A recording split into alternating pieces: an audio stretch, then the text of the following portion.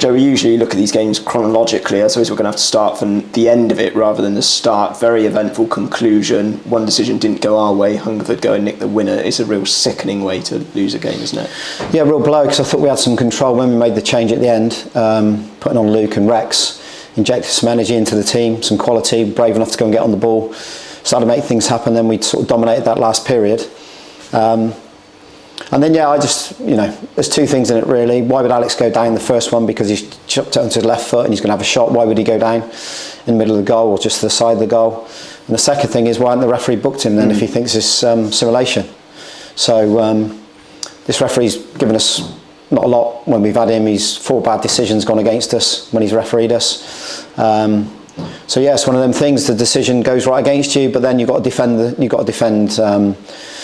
First, I think it's a free kick or a goal kick comes down. We sort of half challenge with it, half clear it. Goes into a wide area, and they put a ball into a really good area, and we haven't filled the middle of the goal. Classic bit of sort of wing play that goes into a striker in the middle of the goal, but we've got to be defending the middle of the goal. So I'm not buying into that we were hard done by in that regard, because I thought we should defend better.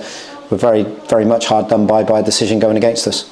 You mentioned about the defending. It's 3 against Hungerford side who hadn't scored many this season. Is it a bit of a concern, number of goals conceded? Yeah, definitely, Mark. That's one thing I've said there. It's way too many. If you want to be a team that's in the playoffs, you can't keep conceding 2s and 3s, that's for sure, because it puts so much pressure on the front boys.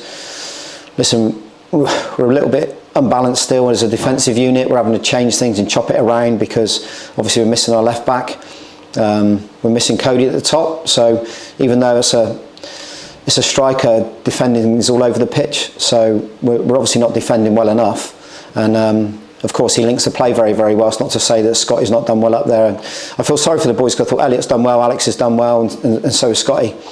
Being behind that, we've not been aggressive enough. I don't think we've won enough second balls. It wasn't until I put on the 2 lads that we looked like, and we put them a bit more advanced, almost like 2 10s, that we were able to get around, and then suddenly more energy goes into the team. So that's a concern. Why when we score and when we get on the front foot there's more energy in certain players. Really disappointing. It's a game we wanted to win, obviously.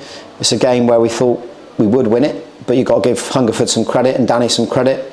I said before the game, they'll be full of spirit, they'll fight, but we've handed them 3 goals, if I'm being honest. The first one's it's a catastrophe, really. I mean, Joe doesn't need to make a decision, come that far out of the box. I don't know his thinking there at all. Let the defenders deal with it, even if they hook it back over the dugouts. So he's made the mind up there, and they're through, and it's a simple goal. The second one is a corner we spoke about in an analysis session on Thursday night. They pull someone out to try and hit near post area. James has come out, and then we talked about the second one to go and cover it. It's supposed to be Tom Smith covering that area, and he's told me he's in a different position. So if players aren't going to take on the information that we put up on the board and what we talk about in the week, then it's going to be a few problems. And they score from that area, free header. And I've spoken about the third already.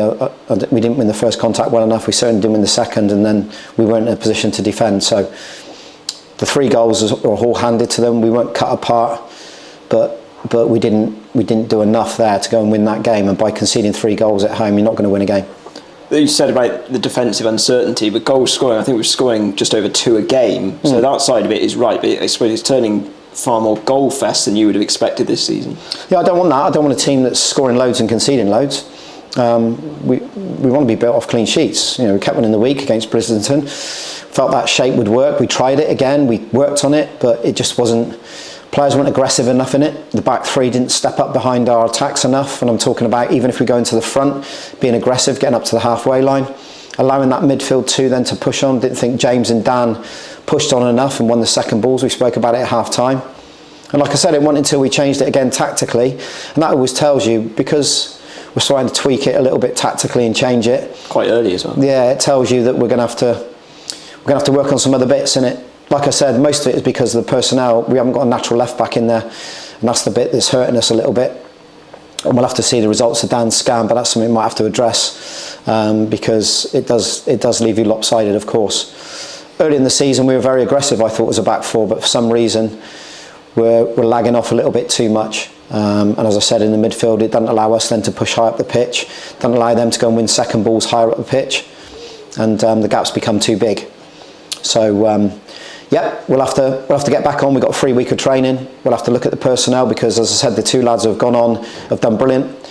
Chris has had a little bit of a period out of the team because he can't play 40-odd games in a season, so we'll maybe look at him again.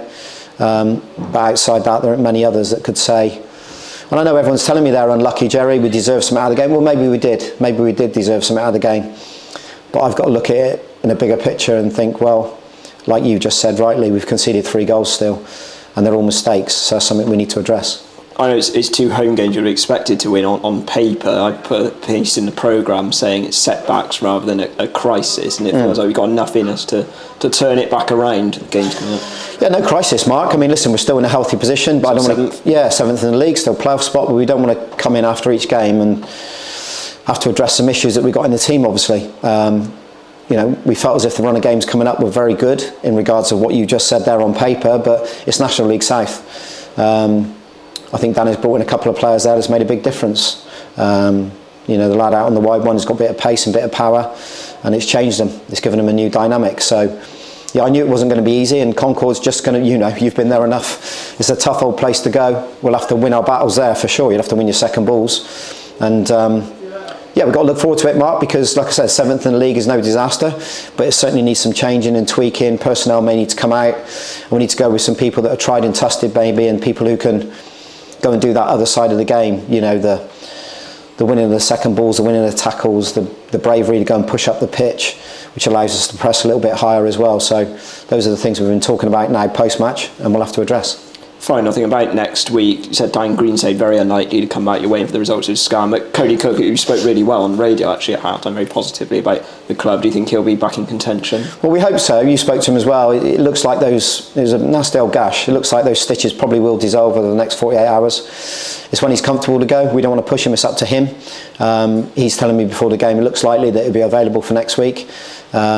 Which would be great for us, yeah. That brings another new dimension to the team, obviously, and more of a physical presence. But like I said, those boys at the top did all right today. It's those other areas we need to look at hard and amend and get it right for Concord away.